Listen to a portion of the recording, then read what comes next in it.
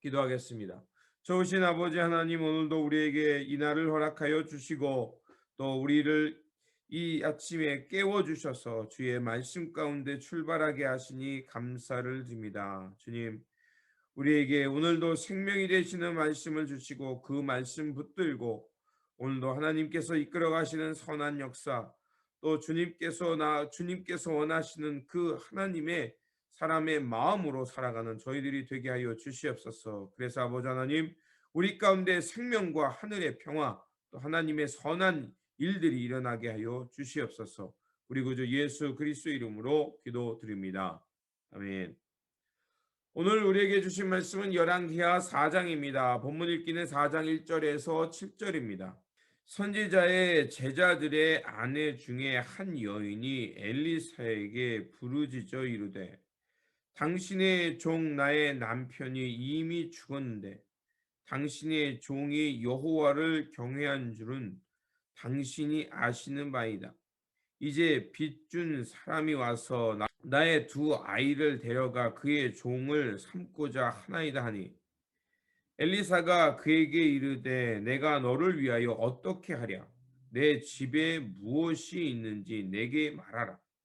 그가 이르되 계집종의 집에 기름 한 그릇 외에는 아무것도 없나이다 하니, 이르되 너는 밖으로 나가서 모든 이웃에게 그릇을 빌리라. 빈 그릇을 빌리되 조금 빌리지 말고 너는 내 두 아들과 함께 들어가서 문을 닫고 그 모든 그릇에 기름을 부어서 차는 대로 옮겨 놓으라 하니라.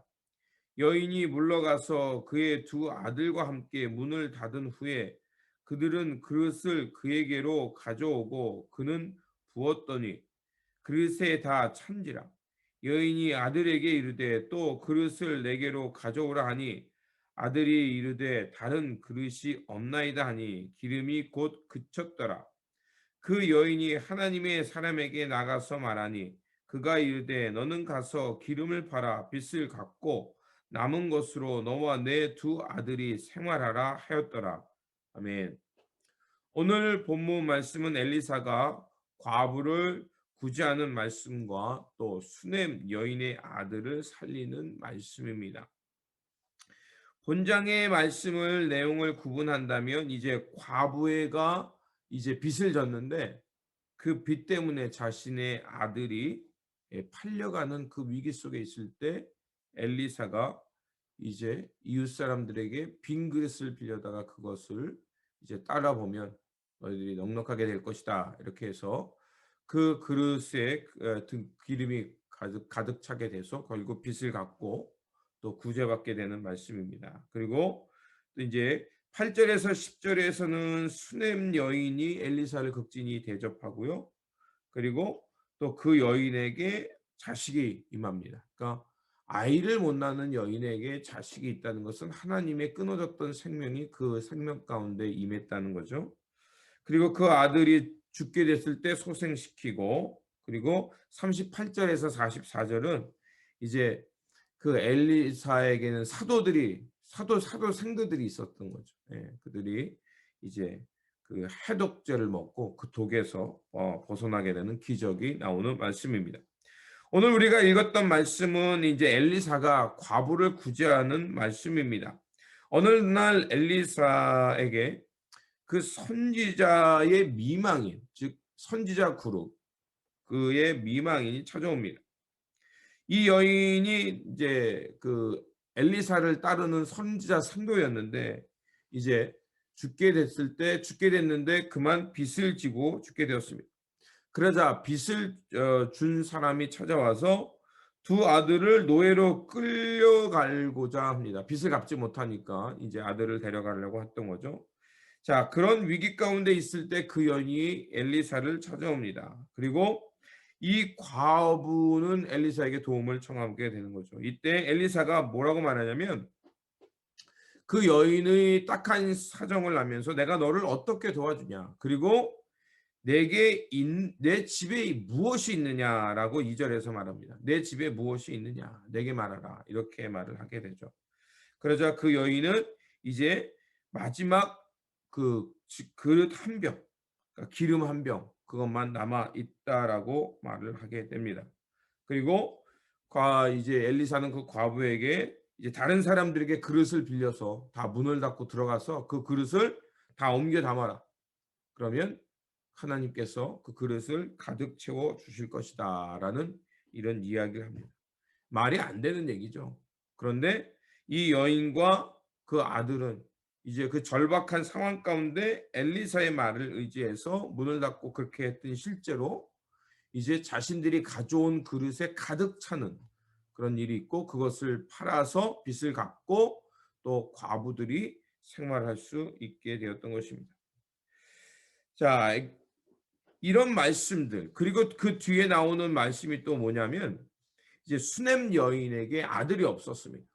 근데 그 수넴 여인에게 이제 그 수넴 여인과 그 남편은 엘리사가 자기의 집 앞을 지나갈 때마다 그 엘리사 하나님의 사람에 대해서 어떻게 하면 그에게 그를 어떻게 섬길 것인가 이런 마음을 가지고 있었어요. 그래서 이제 수넴 여인은 남편에게 말을 해서 그 엘리사가 기거할 수 있는 곳, 그러니까 말씀을 증거하러 여러 곳을 다닐 거 아니에요. 그래서 자기 집 앞을 지나갈 때 그 엘리사가 와서 쉴 수 있는 공간을 마련해 줍니다. 그리고 이제 그 여인의 마음을 알고 이제 무엇을 도와주냐면 또 그 여인에게 아들이 없다는 얘기를 듣게 되고 아들을 점지해 줍니다. 그리고 마침내 1년 후에 아들을 갖게 됩니다. 그런데 그 아이가 잘 자라다가 어느 날 아버지를 따라 추수하는 곳에 낚았다가 아이고 머리야 이게 머리가 아프다는 얘기를 하고 그만 그 아이가 죽게 됩니다. 그러자 이 수넴 여인은 말없이 엘리사에게 달려가서 무릎 꿇고 울죠. 네. 그리고 이제 그 여인이 엘리사에게 자신의 사정을 얘기하게 되고 엘리사는 이제 그 여인에게 그 상황을 딱한 사정을 알고 그 아이에게 가서 기도함으로 또 아이를 살립니다. 자, 이 이야기들을 보면 무슨 이야기가 닮아 있냐면 열왕기 상에 나오는 엘리야의 이야기와 굉장히 닮아 있죠. 자, 엘리야도 그 사르밧 과부 마지막 남은 그 나무 쪼가리를 주워다가 마지막 남은 기름 한 움큼 기름 조금 기름과 빵을 구워서 먹고 죽으려고 했던 그 과부 그 여인에게 엘리야가 찾아가죠. 예. 그래서 엘리야에게 그것을 달라라는 거죠. 이 말은 이제 어떤 시험이 온 겁니다. 하나님의 축복이 있기 전에는 항상 이렇게 시험이 있는 것 같아요. 자, 이런 시험의 도전이 왔을 때 그 여인이 기꺼이 하나님의 말씀을 의지해서 나갑니다. 말이 안 되는 일인데 나가는 거예요. 그러자 그 여인의 그 삶 속에 하나님이 개입해 들어가는 거죠. 엘리야가 사르밧 과부를 살리는 이야기, 또 엘리야가 그 사르밧 과부의 집에 있을 때 아들이 죽어요. 근데 그 아들을 살리는 이야기. 또 오늘 엘리사가 이렇게 수넴 그 과부, 생도 중에 과부, 그 과부의 가정을 살리는 이야기와 또 수넴 여인의 아들을 살리는 이야기. 이 모든 이야기는 이렇게 엘리야의 그 이야기, 이 엘리야에 있었던 기적을 그대로 답습하면서 지금 이런 이야기들을 하고 있습니다. 그러면 이 이야기들이 우리에게 말하는 것은 결국 하나님의 기적을 경험한 사람들의 이야기입니다. 엘리야와 엘리사의 모든 이 이야기는 결국 하나님의 기적이 그들 가운데 어떻게 임하는가.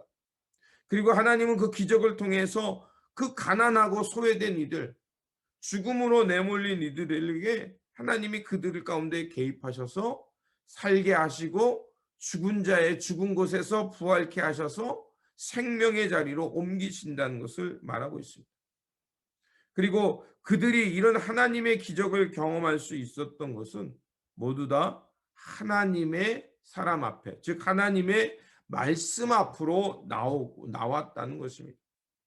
그리고 그들은 그 어려움 중에 하나님의 말씀에 순종의 자리로 나간 것입니다. 예수님께서도 오병이어의 기적을 행하실 때 제자들에게 묻습니다. 너희들에게 무엇이 있는지 찾아보라. 그랬을 때 물고기 2마리와 보리떡 5개. 그것이 예수님의 손에 들려지자 어떻게 됐습니까? 5천 명이 먹고도 12광주리가 남는 그런 놀라운 기적이 됐습니다. 사르밧 과부나 또 이 생도 중의 과부나 또 수넴 여인의 아들이 다시 살아나는 이 이야기들 모두 결국 고난과 그 죽음의 자리로 내몰린 이들 가운데 하나님이 그들을 긍휼히 여기시고 그들을 찾아가시는 하나님, 그리고 그들 가운데 찾아가서 그들의 어려움을 해결해 주실 뿐만 아니라 그들이 살아갈 수 있도록 돌보시는 하나님에 대한 이야기인 것입니다. 이 이야기 속의 모든 주인공들은 다 하나님의 말씀을 믿었다는 것과 그리고 그 말씀의 순종의 자리로 나아갔다는 것입니다. 그럴 때 그들 모두는 하나님의 생명을 경험할 수 있었고 하나님의 돌보심의 은혜를 경험할 수 있었던 것입니다. 오늘 우리의 삶의 자리도 마찬가지라고 생각합니다. 우리 인생 속에 우리가 고난과 위기 가운데 내몰릴 수 있습니다. 내가 어찌 할 수 없는 그런 위기가 우리 가운데 다가올 수 있습니다. 그리고 우리가 그 생명이 빼앗기는 자리, 생명이 내몰리는 자리로 그 자리로 우리가 내몰릴 수 있다는 것입니다. 그러나 여러분, 이 말씀을 통해 우리가 경험하고 깨닫는 것처럼 그러나 그것 가운데 하나님의 말씀을 붙들고 그 하나님을 기억하며 주님께 나아갈 때 하나님은 기꺼이 그 고난의 자리에 내려오시고 그곳에서 하나님의 말씀으로 하나님의 놀라운 기적으로 우리를 살리실 뿐만 아니라 우리가 생명으로 살아갈 수 있도록 돌보아 주신다는 것입니다. 그렇다면 우리 인생 속에서 우리가 무엇을 준비하며 살아가야겠습니까? 오늘 이야기 속에 나오는 모든 사람들은 주님의 말씀에 순종하며 믿음의 그릇을 준비했습니다. 이것은 단순히 축복과 물질적 축복을 바라는 것이 아니라 결국 하나님의 은혜 속에 살아가는 것은 우리가 믿음의 그릇, 하나님의 말씀을 신뢰하는 그 마음의 그릇을 준비하면 하나님은 우리를 이렇게 살아갈 수 있게 하시고 돌보시는 하나님의 은혜를 경험하게 된다는 것입니다. 비가 아무리 많이 와도요, 그릇이 작으면 그 그릇에 담기는 물은 적습니다. 그런데 최악의 경우는요, 비가 아무리 많이 와도 그 그릇이 엎어져 있으면 아무리 하나님의 은혜의 비가 폭우같이 내려도 그 그릇에는 담기지 못합니다. 결국 이 이야기가 우리에게 마련하는 것은 결국 우리 마음 가운데 두려움이 아니라 내몰리는 위기 가운데 우리에게 떨림이 있겠지만 그러나 그것들을 주님의 말씀 앞에 주님께 앞에 내려놓을 때 우리는 우리 안에 하나님의 은혜와 돌보심의 은혜가 가득 차는 것을 경험하게 된다는 것입니다.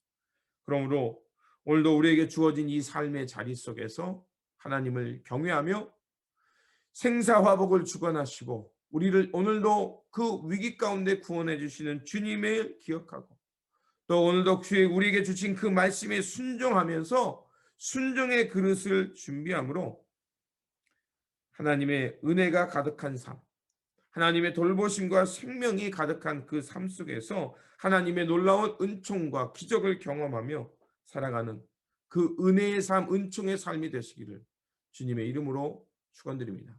기도하겠습니다. 좋으신 아버지 하나님, 오늘도 우리에게 이 말씀 주셔서 그 말씀을 통해 우리의 삶의 자리 가운데 찾아오시는 주님과 또 우리를 돌보시는 하나님의 은혜를 경험케 하여 주시니 감사를 드립니다.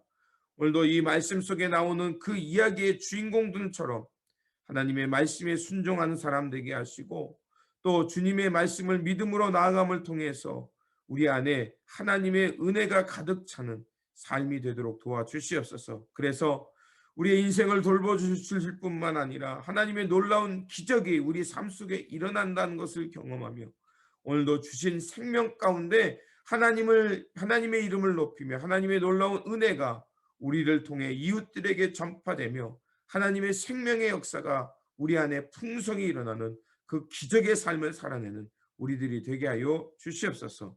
우리 구주 예수 그리스도 이름으로 기도드립니다. 아멘. 오늘 우리에게 주신 말씀 붙들고 살아가는 한 날이 되시길 바라며 오늘도 오늘 주님의 말씀에 순종하는 그 그릇을 준비하여 하나님의 기적을 충만하게 체험하며 살아가는 한 날이 되시길 바랍니다. 주님의 평안이 함께 하시기 바랍니다.